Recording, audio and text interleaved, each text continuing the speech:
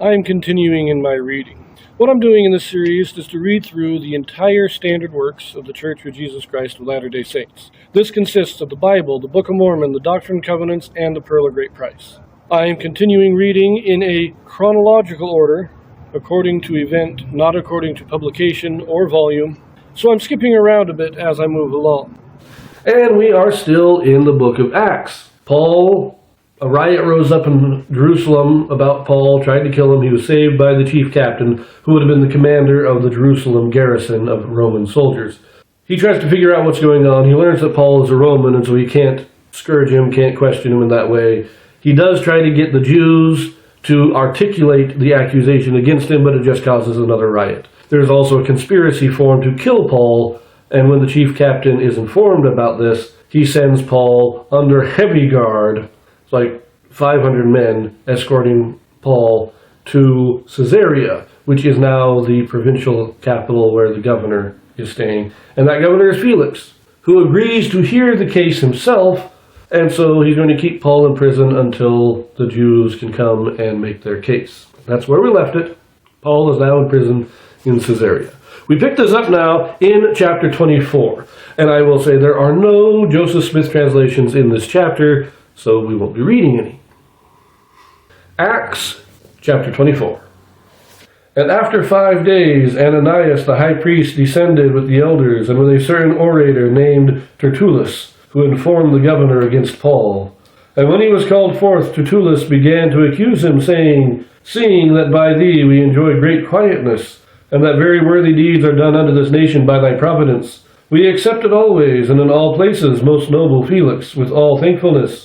Notwithstanding that I be not further tedious unto thee, I pray thee that thou wouldest hear us of thy clemency a few words. For we have found this man a pestilent fellow, and a mover of sedition among all the Jews throughout the world, and a ringleader of the sect of the Nazarenes, who also hath gone about to profane the temple, whom we took and would have judged according to our law. But the chief captain Lysias came upon us, and with great violence took him away out of our hands, commanding his accusers to come unto thee, by examining of whom thyself mayest take knowledge of all these things whereof we accuse him. And the Jews also assented, saying that these things were so.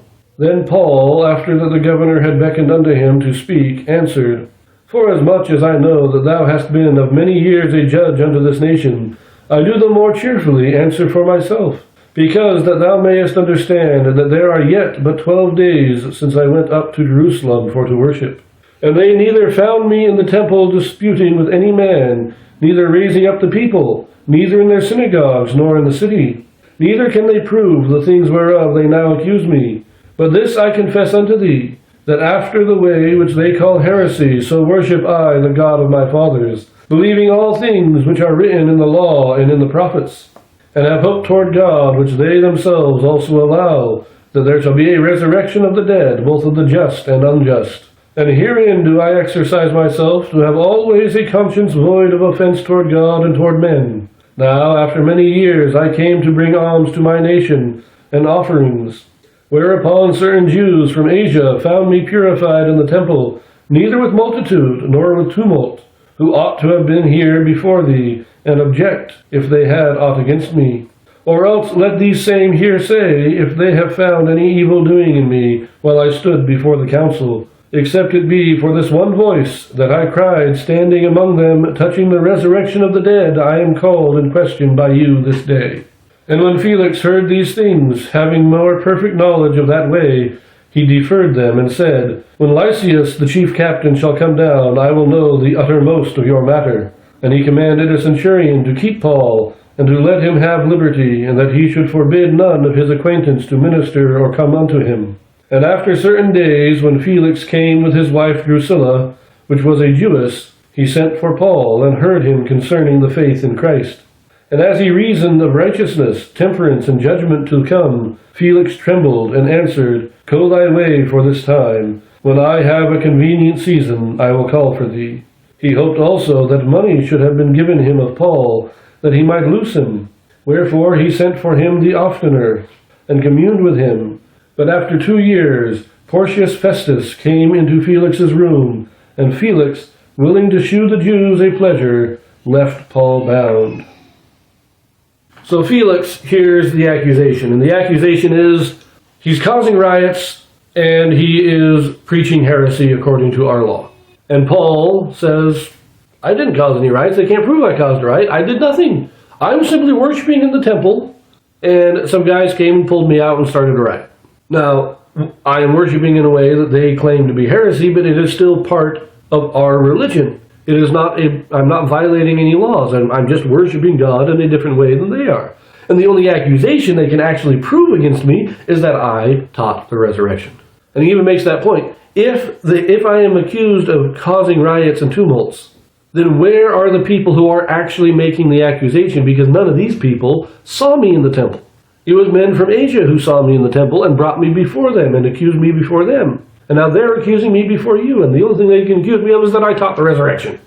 So Felix says, there's something not quite right here. Something's going on. I don't fully understand. We will wait until the chief captain comes and he can give his report and tell me what's going on. Now note also, it says that Felix understood that way better. Now he understood the Jewish law and he understood the Christian faith. Not that he understood the faith, but he understood that it was a offshoot of the Jewish faith. And so he had some more understanding than the chief captain did, but he's still a little confused. He's letting Paul do what he wants. He's keeping him in the city, but he can have visitors, people can come and go, he can wander around as long as he stays in the city. He's there for 2 years. Off and on, he goes and teaches Felix and his wife, Drusilla. And they are touched by the doctrine. They don't convert, as far as I can tell. And Felix, he's wanting a bribe. He keeps bringing Paul back, hoping that Paul's going to try and bribe him. Paul never does, of course. It's kind of a funny situation there. But then after 2 years, some of the Jews come in to visit, Festus being one. And in order to please the Jews, he binds Paul, puts him in prison while the Jews are there. So that's where we're leaving it. He's in prison for 2 years. We are actually going to now go back to a brief reading in 4th Nephi, and then we are going to read some of the epistles that Paul writes while he is in prison here in Caesarea. So I will see you there.